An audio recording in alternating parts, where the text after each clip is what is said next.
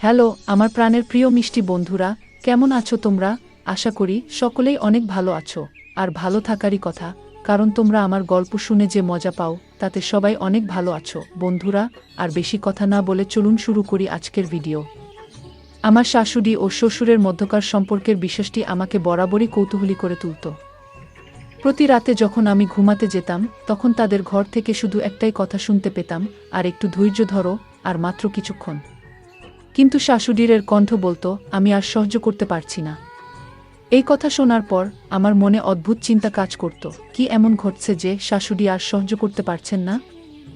এক রাতে কৌতূহল সামলাতে না পেরে আমি লুকিয়ে তাদের ঘরের দিকে হুকি দিলাম, কিন্তু যা দেখলাম তাতে আমি হতবাক হয়ে গেলাম। বন্ধুরা, পুরো ঘটনা জানতে হলে গল্পটি শেষ পর্যন্ত দেখুন।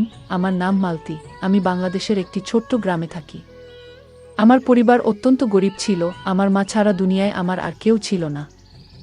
মায়ের একটাই শর্ত ছিল, যেখানে আমি বিয়ে করব সেখানেই সে থাকবে। আমার বিয়ে হয়েছিল এক সাধারণ পরিবারে, সেই ঘরে ছিলেন আমার শাশুড়ি, শ্বশুর ও তাদের ছেলে হামিদ। কিন্তু বিয়ের কিছুদিন পরই একটি দুর্ঘটনায় আমার স্বামী মারা যায়। এটি আমার জীবনের সবচেয়ে বড় দুঃখের মুহূর্ত ছিল। স্বামীর মৃত্যুর পর আমাদের আগের বাসা ছেড়ে দিতে হয়, তাই মা আমার সঙ্গে শ্বশুরবাড়িতেই থেকে গেলেন। তবে স্বামীর মৃত্যুর পর শ্বশুরবাড়ির পরিবেশ একেবারেই বদলে গেল। আমার শ্বশুর কয়েক মাস আগেই তৃতীয় বিয়ে করেছিলেন, কিন্তু আমি লক্ষ্য করলাম প্রতিদিন সকালে আমার নতুন সৎ শাশুড়ি চোখের পানি ফেলছেন। কখনো কাজ করতে করতে পেটে হাত রাখছেন, তাকে অসহায় দেখাতো। কিন্তু যখন জিজ্ঞাসা করতাম তখন কিছুই বলতেন না, মুখ ঘুরিয়ে নিতেন, যেন লজ্জা পান। একদিন সকালে রান্নাঘরে তাকে কান্না করতে দেখে আর সহ্য করতে পারলাম না। আমি জিজ্ঞাসা করলাম, কি হয়েছে আপা? আপনি এত কষ্ট পাচ্ছেন কেন? তিনি মাথা নিচু করে বললেন, তুমিও তো বিবাহিতা নারী, তুমি বুঝতে পারছো না আমি কি কষ্টের মধ্যে আছি। আমার স্বামী বয়সের এই পর্যায়ে এসেও 10 জন পুরুষের শক্তি ধরে রেখেছেন, আমি আর পারছি না। তার কথা শুনে আমি লজ্জায় পড়ে গেলাম। আমার স্বামীর সঙ্গে দাম্পত্য জীবনের অভিজ্ঞতা খুব অল্প ছিল, তাই আমি এই কষ্ট পুরোপুরি বুঝতে পারিনি। কিন্তু একটা প্রশ্ন আমাকে ভাবিয়ে তুল, 55 বছরের শ্বশুরের এত শক্তি এল কোথা থেকে? তার হাড়মাংস তো বয়সের কারণে দুর্বল হওয়ার কথা। পরবর্তী 10 দিন আমি চুপচাপ এই দৃশ্য দেখতে থাকলাম। প্রতিদিন শাশুড়িকে কাঁদতে দেখতাম, কিন্তু কিছু বলতাম না। আমার স্বামী মাত্র 18 বছর বয়সী ছিল, আর সে সপ্তাহে দুবার আমার কাছে এলেই ক্লান্ত হয়ে যেত। অথচ শ্বশুর প্রতিদিন শাশুড়িকে এমন অবস্থায় ফেলে দিত যে তিনি সকালে ঘরবাড়ির কাজ পর্যন্ত করতে পারতেন না। মাঝে মধ্যে মনে হতো শাশুড়ি হয়তো বাড়িয়ে বলছেন, এই বয়সে একজন পুরুষ কিভাবে প্রতিদিন এসব করতে পারে। এক রাতে ঘুম আসছিল না, তাই আমি বেরিয়ে এলাম। হাঁটতে হাঁটতে কখন যে শ্বশুরের ঘরের সামনে পৌঁছে গেছি খেয়াল করিনি। হঠাৎ ভেতর থেকে আওয়াজ এল, শাশুড়ি রাগান্বিত কণ্ঠে বলছিলেন, তুমি আমার জীবন নরক বানিয়ে দিয়েছ। আমি ভেবেছিলাম কিছুদিনের মধ্যেই ঠিক হয়ে যাবে, কিন্তু তোমার এই পাগলামি তো শেষই হচ্ছে না। আর পারছি না, আমাকে ছেড়ে দাও। শ্বশুরের কণ্ঠ এলো, এখনই তো রাত শুরু হয়েছে, তুমি এত দ্রুত এসব কথা বলছো কেন? আমি আর শুনতে পারলাম না, মাথার ভেতর হাজারো প্রশ্ন ঘুরতে লাগলো। আমি চুপচাপ দাঁড়িয়ে তাদের কথা শুনছিলাম। কিছুক্ষণ নীরবতার পর ভেতর থেকে শাশুড়ির ধীর কান্নার শব্দ ভেসে এল। তখনই বুঝতে পারলাম ভেতরে কি ঘটছে। লজ্জায় আমি আর দাঁড়াতে পারলাম না, পেছনে ফিরে এলাম। সেই রাতের পর আমার আর কোনো সন্দেহ রইল না, শাশুড়ি ঠিকই বলেছিলেন। এই বয়সেও শ্বশুরের স্বাস্থ্যের অবস্থা দারুণ ভালো। এরপর থেকে আমি আর শাশুড়ির কষ্টের দিকে তাকাতাম না, কারণ এটা ছিল স্বামী স্ত্রীর ব্যক্তিগত ব্যাপার। কিন্তু একদিন সকালে দেখি শাশুড়ি কান্না ভেজা চোখে ঘর থেকে বেরিয়ে আসছেন, সঙ্গে একটা ব্যাগ। তিনি আমার মায়ের দিকে তাকিয়ে বললেন, আমি আর পারছি না। এই লোক আমার জীবনটা শেষ করে দিয়েছে। আমি আর এক মুহূর্ত এখানে থাকব না। গিয়ে আমার মা তাকে থামানোর চেষ্টা করলেন, আমিও বোঝানোর চেষ্টা করলাম, কিন্তু তিনি সিদ্ধান্ত নিয়ে ফেলেছিলেন। কোনো কিছু শোনার প্রয়োজনও বোধ করলেন না, ব্যাগ হাতে বাড়ি ছেড়ে বেরিয়ে গেলেন। আমি একবার মায়ের দিকে তাকালাম, তিনি মাথায় হাত দিয়ে বসে আছেন। আমি দ্রুত এক গ্লাস পানি নিয়ে তার সামনে ধরতেই মা বললেন, তোমার শ্বশুর কোনো স্ত্রীকে ঘরে টিকতে দেয় না। 55 বছর বয়সেও সে কি এমন করে যে সবাই তাকে ছেড়ে চলে যায়? এবারও একই কাণ্ড ঘটল। কিছুদিনের মধ্যেই সে আবার বিয়ের জন্য পাগল হয়ে উঠবে। মায়ের কথা শুনে আমার হেসে ফেলার উপক্রম হলো, কারণ আমার শ্বশুর একজন স্ত্রী ছাড়া একদিনও চলতে পারেন না। কোনো স্ত্রী তার সঙ্গে বেশি দিন থাকতে পারেনি। অথচ এই শাশুড়ি তো বেশ ভালো মানুষ ছিলেন, সংসারের সব কাজ সামলাতেন, শ্বশুরেরও খুব যত্ন নিতেন। কিন্তু বন্ধ দরজার পেছনে কি হচ্ছিল তা কেউ জানত না। এত বয়সেও কোথা থেকে এত শক্তি পেতেন? সেটাই ছিল সবচেয়ে অবাক করা বিষয়। এই মেয়েটিও অনেক কষ্টে পাওয়া গিয়েছিল। গরিব ঘরের মেয়ে হওয়ায় তার পরিবার তাকে এক প্রকার বাধ্য হয়ে ৫৫ বছরের এক বৃদ্ধের হাতে তুলে দিয়েছিল। আমার যখন বিয়ে হয় তখন প্রথম শাশুড়ি জীবিত ছিলেন। তখন সবকিছুই স্বাভাবিক ছিল, কিন্তু তার মৃত্যুর পর থেকেই শ্বশুরের নতুন বিয়ের পালা শুরু হলো। প্রথম স্ত্রী কিভাবে তার সাথে মানিয়ে নিয়েছিলেন জানি না, তবে এরপরের কারো পক্ষেই বেশি দিন টিকে থাকা সম্ভব হয়নি। আমি মাকে সান্ত্বনা দিতে বললাম, আপনি চিন্তা করবেন না, সব ঠিক হয়ে যাবে খুকি। কিন্তু আমি জানতাম, মাও জানতেন, এটা এত সহজে ঠিক হবে না। বাস্তবেও তাই হলো। 2 দিনও কাটল না। শ্বশুর বাড়ির সব লোককে ডেকে চিৎকার করে বললেন, সাইমা চলে গেছে তো কি হয়েছে, আমার জন্য নতুন বউ খুঁজে আনো, আমি একা থাকতে পারবো না। মা আগে মাথায় হাত দিয়ে বললেন, তোমার স্বভাব যদি না পাল্টায় তাহলে আমি আর তোমার জন্য বিয়ের ব্যবস্থা করব না। তাছাড়া এখনো সাইমা তোমার স্ত্রী, তাকে বোঝাও, ফিরে আসতে বল। শ্বশুর তখন হাত জোট করে বলতে লাগলেন, ও খুব নোখরা করত, হাত দিলেই ভান করত যেন কি হয়ে গেছে। এবার এমন কাউকে চাই যে একটু স্থির হবে, যে আমার সাথে মানিয়ে চলতে পারবে। এবার মাঝবয়সী স্বাস্থ্যবান একটা বউ খুঁজে দাও। শ্বশুরের কথা শুনে আমি অবাক হয়ে গেলাম। মা কোনো কথা না বলে চুপচাপ ঘরে চলে গেলেন। আমি লজ্জায় মাথা নিচু করে নিলাম। শ্বশুর যেন 18-19 বছরের কোনো ছেলের মতো আবদার করে যাচ্ছেন, অথচ তার বয়স 5-5, মাথার সব চুল ধবধবে সাদা। মা আর কথা না বাড়িয়ে তার কথা এড়িয়ে গেলেন। কিন্তু শ্বশুরও নাছোড়বান্দা। তিনি না খাওয়া না কথা বলা শুরু করলেন। শুধু একটাই দাবি, বিয়ে করতে হবে। নিজেকে একেবারে ঘরের মধ্যে আবদ্ধ করে ফেললেন। রাগে মা বলে উঠলেন, এই বৃদ্ধ বয়সেও একাকিত্ব কাটে না? কত মানুষ তো স্ত্রী হারিয়ে একা জীবন কাটিয়ে দেয়, কিন্তু এ লোক তো এক মুহূর্ত স্ত্রী ছাড়া থাকতে পারে না। তাও আবার নিজের পছন্দমতো। এত বয়সে কে তাকে লোক দেখাবে? কোথা থেকে আমি এমন কাউকে খুঁজে দেব? এখন তো গরিব মেয়েরাও তার নাম শুনলেই ভয় পায়। তার কুকীর্তি চারদিকে ছড়িয়ে পড়েছে। মায়ের কথা শুনে আমি চিন্তায় পড়ে গেলাম। তারপর বললাম, আমার এক বান্ধবী আছে, সাকিনা, ডিভোর্সি, এখন বাবার বাড়িতে আছে। যদি চান তার জন্য প্রস্তাব দিতে পারি। বয়স মাঝারি, স্বাস্থ্য বেশ ভালো। মা আমার দিকে তাকিয়ে বললেন, তুমি যদি ঠিক মনে করো তাহলে কথা বলে দেখতে পারো, তবে আমি নিশ্চিত তোমার শ্বশুর তাকেও বেশি দিন রাখতে পারবে না। মায়ের কথা শুনে আমার হাসি চেপে রাখতে কষ্ট হচ্ছিল, কারণ আমার সেই বান্ধবী খুব চালাক চতুর, এতটাই তেজি যে তার আগের স্বামীও টিকতে পারেনি। আমি মনে মনে ভাবলাম, যদি তার সাথে শ্বশুরের বিয়ে হয় তাহলে এবার হয়তো উল্টো শ্বশুরকেই সামলাতে হবে। এই ভাবনা থেকেই আমি বান্ধবীর মায়ের সঙ্গে কথা বলার সিদ্ধান্ত নিলাম। তিনি নিজেও মেয়ের কর্মকাণ্ডে বিরক্ত ছিলেন, তাই বিনা দ্বিধায় রাজি হয়ে গেলেন। যদিও আমার বান্ধবী আর শ্বশুরের বয়সের পার্থক্য ছিল অনেক, তবে আমাদের শ্বশুরবাড়ির অবস্থা খুব একটা ভালো ছিল না। তাই কিছুদিন পর আমার পরামর্শে একেবারে সাধারণভাবে আমার বান্ধবীর বিয়ে আমার শ্বশুরের সঙ্গে দেওয়া হলো। সে আমাদের বাড়িতেই চলে এল। কিন্তু কয়েকদিনের মধ্যেই সে আগের শাশুড়ির মতো একই কথা বলতে শুরু করলো। বলল সে শ্বশুরের সঙ্গে আর থাকতে পারছে না এবং ফিরে যেতে চায়। আমি বিস্মিত হয়ে তাকে জিজ্ঞাসা করলাম, তুমি শ্বশুরের সঙ্গে থাকতে পারছো না কেন?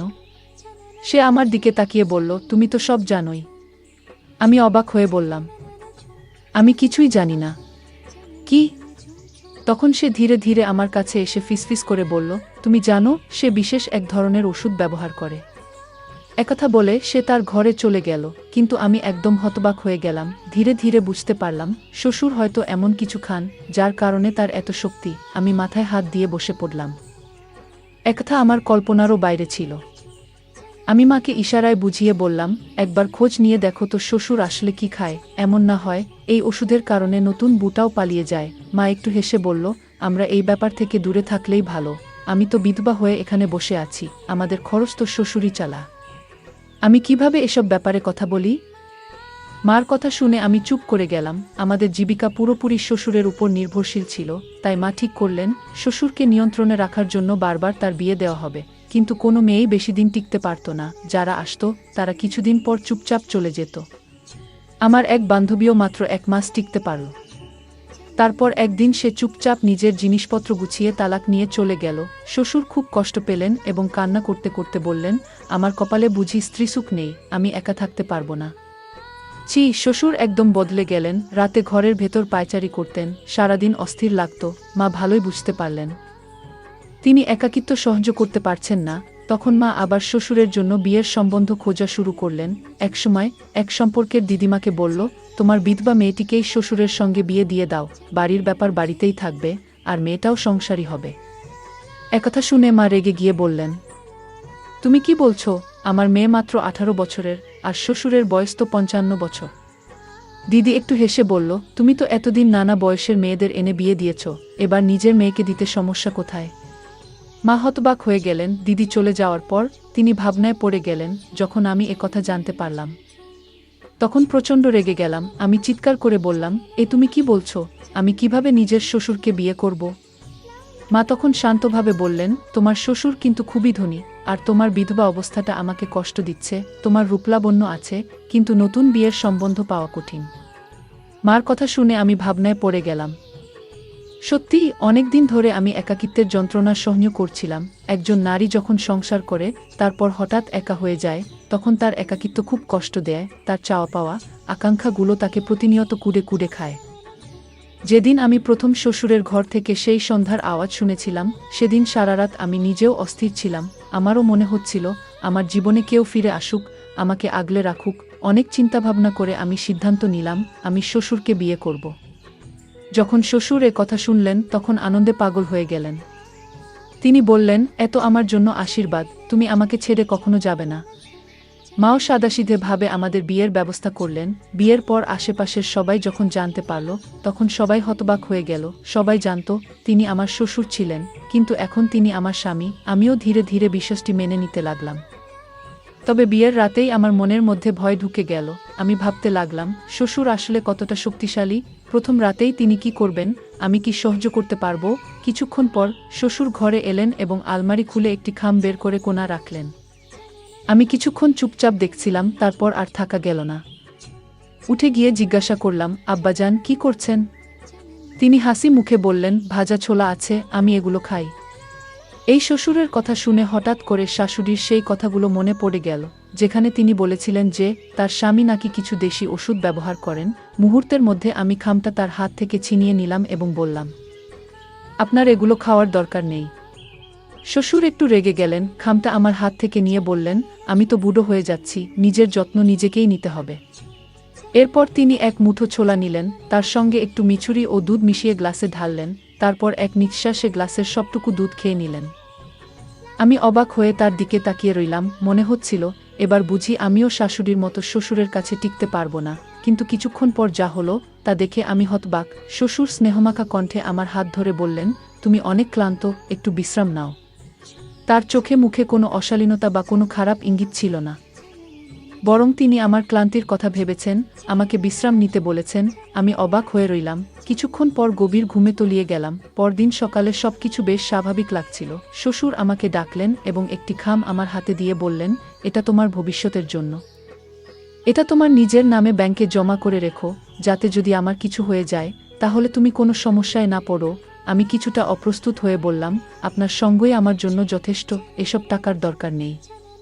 আমার কথা শুনে তিনি মৃদু হাসলেন, কিন্তু তারপরও ব্যাংকে গিয়ে সেই টাকা আমার নামে জমা করিয়ে দিলেন। এরপর কয়েকদিন কেটে গেল। আমি শ্বশুরের মধ্যে কোনো খারাপ অভ্যাস দেখতে পেলাম না, বরং তিনি ছিলেন শান্ত স্বভাবের, দায়িত্ববান এবং খুব যত্নশীল একজন মানুষ। আমাদের মধ্যে একটা সুন্দর সম্পর্ক তৈরি হয়েছিল, তবে তিনি কখনো কোনো জোড়াজুড়ি করেননি। আমার মতামত ও সম্মতি ছাড়া কখনোই কোনো বিষয়ে আগ বাড়িয়ে যাননি। আমি অবাক হয়ে ভাবতাম, এমন ভদ্র, সংযমী মানুষও কি হয়? একদিন আমি তার কাছে জিজ্ঞাসা করলাম, আপনি কেন এত সঙ্গত? আপনার বয়সের পুরুষেরা এত সাধারণত এমন হয় না। শ্বশুর তখন একটা গোপন সত্য ফাঁস করলেন, যা শুনে আমার পুরো দুনিয়াটাই কেঁপে উঠল। তিনি বললেন, আমার পুরো জীবন কেটেছে তোমার মায়ের সঙ্গে। তিনি সবসময় আমার ছোট ছোট প্রয়োজনের খেয়াল রাখতেন, তাই তার অনুপস্থিতি আমার জন্য অসহ্য হয়ে উঠেছিল। বিয়ের কথা ভাবতাম, কিন্তু যখনই নতুন কেউ ঘরে আসতো সে শুধু আমার টাকার প্রতি আকৃষ্ট হতো। যেমন আমি তোমাকে ভবিষ্যতের জন্য টাকা দিয়েছি, ঠিক তেমনি আগের স্ত্রীদেরও দিয়েছিলাম, যেন তারা নিরাপদ বোধ করে। কিন্তু শেষ পর্যন্ত সবাই কিছুদিন পর মোটা অঙ্কের টাকা নিয়ে আমাকে ছেড়ে চলে যেত। কেউই সত্যিকারের সম্পর্ক গড়তে চায়নি কি? আমি হতবাক হয়ে শুনছিলাম। তিনি বললেন, সবাই ভেবেছে আমি তো 55 বছরের এক বৃদ্ধ, কিছুদিন পর মরে যাব, তখন তারা সহজেই আমার সম্পত্তি ভোগ করতে পারবে। অথচ আমি সারা জীবন অপেক্ষা করেছি এমন একজন সঙ্গীর জন্য, যে আমাকে সত্যিকারের ভালোবাসবে, শুধু আমার টাকার জন্য নয়। তারপর তিনি আমার দিকে তাকিয়ে বললেন, যখন তুমি টাকা নিতে অস্বীকার করেছিলে তখন আমি বুঝেছিলাম তুমি আমার টাকার জন্য এখানে আসোনি, তুমি সত্যিই আমাকে সম্মান করো। ভালোবাসো, এই বয়সের পার্থক্য কোনো বিষয় নয়, মনের বন্ধনই আসল। আমি পুরোপুরি হতবাক হয়ে গেলাম। এরপর আমি তাকে জিজ্ঞাসা করলাম, আপনি প্রতিদিন ছোলা আর মিছুরি কেন খান? তিনি হেসে বললেন, এটা শুধু শক্তি বৃদ্ধির জন্য নয়, এটা চোখের জন্য খুব উপকারী। বয়সের কারণে আমার দৃষ্টিশক্তি একটু কমে যাচ্ছে। আমি চাই না সেটা পুরোপুরি হারিয়ে ফেলি। তার কথা শুনে আমার মনে একরকম প্রশান্তি এলো। সত্যি বলতে তিনি ছিলেন এক অসাধারণ মানুষ, কিন্তু এই বাড়ির অন্যরা তার এই ভালোবাসার মূল্য দেয়নি। এখন আমি বুঝতে পারছিলাম, আগের স্ত্রীরা শুধু তার টাকা লুট করে পালিয়ে গিয়েছে, আর আমার মা, তিনিও এই বাড়িতে রয়ে গিয়েছেন শুধুমাত্র টাকার জন্য। যদি শ্বশুরের কাছে টাকা না থাকতো, তাহলে কি মা এই বাড়িতে থাকতেন? আমি স্পষ্ট বুঝতে পারলাম, এই দুনিয়ায় টাকা ছাড়া কিছুই মূল্যবান নয়। মানুষ টাকার পেছনে দৌড়ায়, কিন্তু সম্পর্কের কোনো মূল্য দেয় না। কিন্তু আমি এই মানুষটার ভালোবাসার মূল্য বুঝতে পারছিলাম। আজ আমি আমার ৫৫ বছর বয়সী স্বামীর সঙ্গে সুখী জীবন যাপন করছি। ভালোবাসার জন্য বয়স কোনো বাধা নয়।